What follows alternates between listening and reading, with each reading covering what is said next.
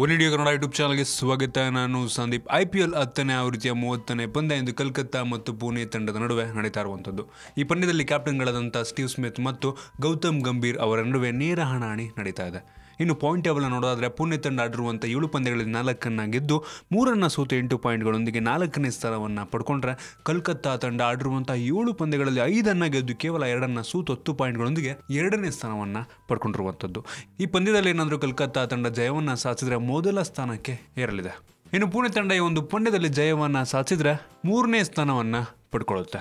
ಕಾದು ನೋಡಬೇಕಾಗಿದೆ ಎರಡೂ ತಂಡಗಳು ಯಾವ ರೀತಿ ಒಂದು ಪಂದ್ಯದಲ್ಲಿ ಪರ್ಫಾರ್ಮೆನ್ಸನ್ನು ಮಾಡ್ತಾರೆ ಅಂತ. ಇನ್ನು ಈ ಪಂದ್ಯ ಪುಣೆಯಲ್ಲಿ ಆಗ್ತಿರೋದ್ರಿಂದ ಪುಣೆ ತಂಡಕ್ಕೆ ಒಂದು ರೀತಿ ಹೋಮ್ ಗ್ರೌಂಡ್ನ ಅಡ್ವಾಂಟೇಜ್ ಸಿಗುತ್ತೆ. ಇನ್ನು ಎರಡೂ ತಂಡಗಳಿಗೆ ಇದು ಮೊದಲ ಒಂದು ಫೈಟ್ ಆಗಿದ್ದು. ಹಿಂದೆ ಈ ಒಂದು ಸೀಸನ್ನಲ್ಲಿ ಹಿಂದೆ ಅವರು ಆಡಿರಲಿಲ್ಲ, ಇದೇ ಅವರು ಮೊದಲ ಒಂದು ಫೈಟ್ ಆಗಿರುವಂಥದ್ದು. ಇನ್ನು ಈ ಪಂದ್ಯದಲ್ಲಿ ಕೋಲ್ಕತ್ತಾ ಪರ ಕೌಲ್ಟರ್ನರ್ ಅವರು ಈ ಒಂದು ಪಂದ್ಯದಲ್ಲಿ ಆಡುವುದು ಅಸಾಧ್ಯ ಅಂತ ಅನಿಸುತ್ತೆ. ಅವರಿಗೆ ಒಂದು ರೆಸ್ಟನ್ನು ನೀಡಲಾಗಿದೆ ಅಂತ. ಅವರ ಬದಲು ಶಾಕಿಬ್ ಅಲ್ ಹಸನ್ ಅವರನ್ನು ಆಡಿಸುವಂಥ ಸಾಧ್ಯತೆ ಇದೆ.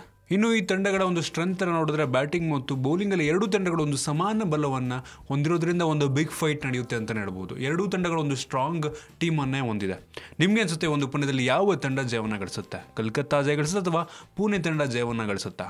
ನನಗೆ ಯಾಕೋ ಪುಣೆ ತಂಡ ಗೆಲ್ಲುವಂಥ ಸಾಧ್ಯತೆ ಇದೆ ಅನಿಸುತ್ತೆ. ಕಾದು ನೋಡೋಣ ಯಾವ ಒಂದು ತಂಡ ಜಯವನ್ನು ಗಳಿಸುತ್ತೆ ಅಂತ. ನಿಮ್ಗೆ ಯಾವ ತಂಡ ಜಯ ಗಳಿಸುತ್ತೆ ಕಾಮೆಂಟಲ್ಲಿ ತಿಳಿಸಿ. ನಿಮಗೆ ಅಂದರೆ ವಿಡಿಯೋ ಇಷ್ಟ ಆಗಿದ್ರೆ ಲೈಕ್ ಮಾಡಿ, ಶೇರ್ ಮಾಡಿ. ಇದೇ ರೀತಿ ನಮ್ಮ ಬೇರೆ ಬೇರೆ ವಿಡಿಯೋಗಳಿಗೆ ಒನ್ ಇಂಡಿಯಾ ಕನ್ನಡ ಯೂಟ್ಯೂಬ್ ಚಾನಲ್ಗೆ ಸಬ್ಸ್ಕ್ರೈಬ್ ಮಾಡಿ. ಧನ್ಯವಾದ.